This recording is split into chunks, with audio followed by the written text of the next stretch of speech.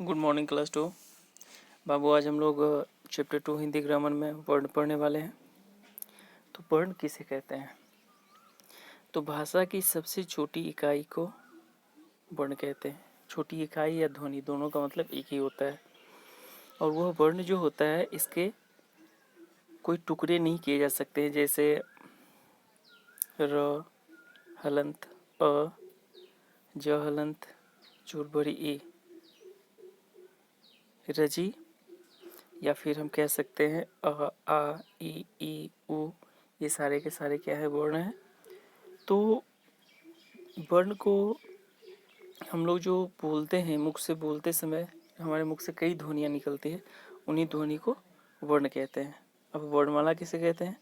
तो वर्णों के इसी समूह को, वर्ण के इस समूह का मतलब क्या है कि स्वर वर्ण और व्यंजन वर्ण, मतलब अ से लेके ह तक के सारे समूह को हम लोग क्या कहते हैं? वर्णमाला कहते हैं।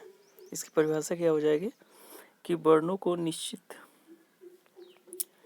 क्रम में लिखना वर्णमाला कहलाता है।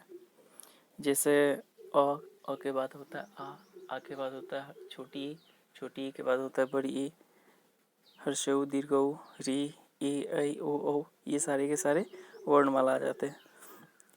और वर्णमाला को और ज़्यादा अच्छे से जानने के लिए इसे दो भागों में बांटा गया है। पहला है स्वर वर्ण, दूसरा है व्यंजन वर्ण। तो स्वर वर्ण कितने होते हैं? 11 होते हैं। कौन कौन होते हैं?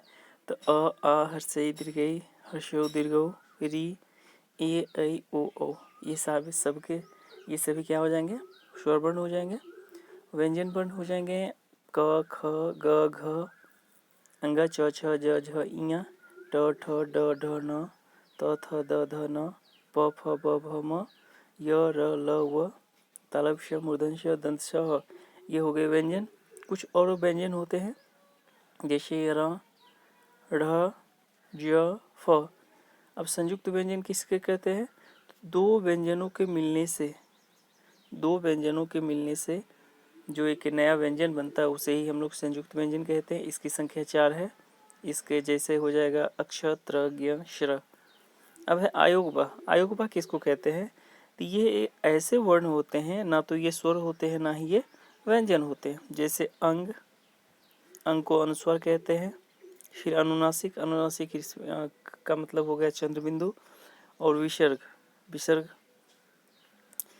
अब यहाँ पे इसकी कुछ परिभाषाएं हैं जिसको हम लोग देखेंगे। वर्ण किसे कहते हैं? तो भाषा की सबसे छोटी इकाई को वर्ण या अक्षर कहते हैं, जैसे अ, क, च, स, ल आदि। वर्णमाला, तो वर्णों के निश्चित क्रम में लिखना ही वर्णमाला कहलाता है। जैसे अ, आ, हर्षई, दीर्घई, हर्षऊ, दीर्घऊ आदि। वर्ण दो तरह के होते हैं, स्वर वर्ण और व्यंजन वर्ण, जिसका भी मैंने जिक्र कर दिया। संयुक्त व्यंजन, आयोगबा। अब कुछ विदेशी शब्द है जिसका हिंदी में प्रयोग किया जाता है, जैसे मतलब इससे लिखने वाले होते हैं ना डॉक्टर के ऊपर जो अ की मात्रा होती है वो विदेशी शब्द हैं। जैसे ज के नीचे बिंदु होगा, फ होगा तो फ के नीचे बिंदु होगा। ये सारे के सारे सब विदेशी शब्द हैं जिसका प्रयोग हिंदी में किया जाता है। आई होप कि आप सबको ये चैप्टर 2 समझ में आ गया होगा। इससे रिलेटेड जो भी डाउट्स होंगे आप क्लास टाइम में पूछ सकते हैं। Thank you.